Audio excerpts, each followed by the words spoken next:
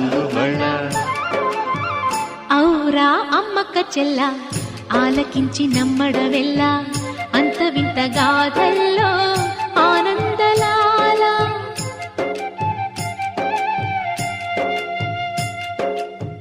బాపురే బ్రహ్మకు చెల్ల వైనవంత వల్లించవల్ల రేపల్లె వాడల్లో ఆనంద